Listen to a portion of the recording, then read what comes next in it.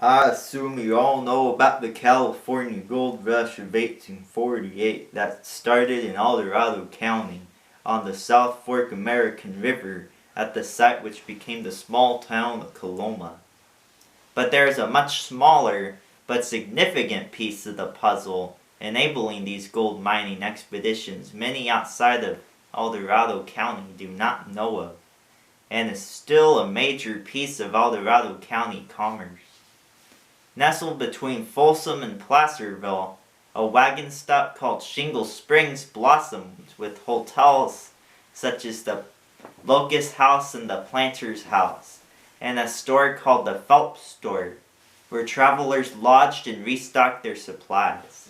Not only that, but it was also a commercial center centered around placer mines and ample supplies of lumber used for shingles, and for the prospectors searching around the Big Canyon and French Creek, then Grizzly Gulch areas for gold.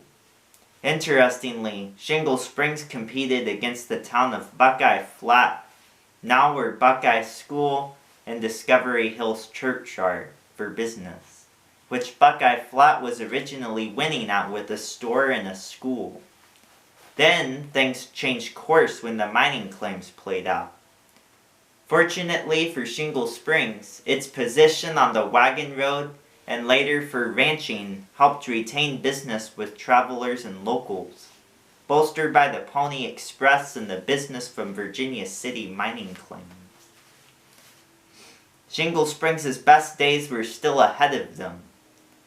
As the railroad craze was sweeping across the United States, Shingle Springs joined part as a train depot for the Sacramento Valley and Placerville Railroad, built to enable travelers to travel to the booming economy of Virginia City, Nevada.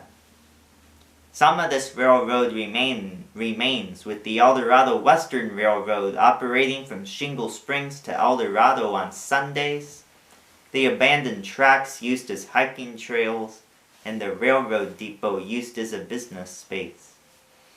Even though the railroad is nowhere near what it was in its heyday, Shingle Springs continued to remain a crucial stop and a commercial center for travelers.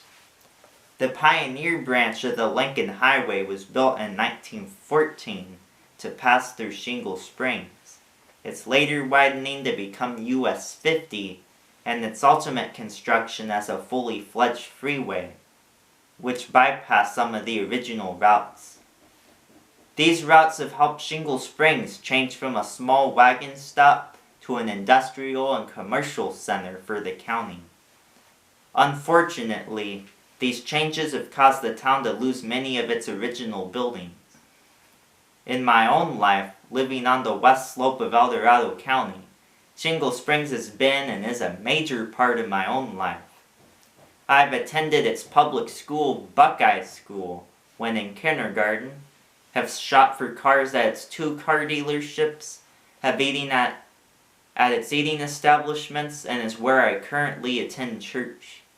Surprisingly, it is still the closest post office and shares a zip code with Cameron Park. In 2020, I created my largest artwork piece to date, showcasing what Shingle Springs would have looked like in the mid to late 1800s for the local history museum. I hope you enjoyed watching my video. Thank you and God bless.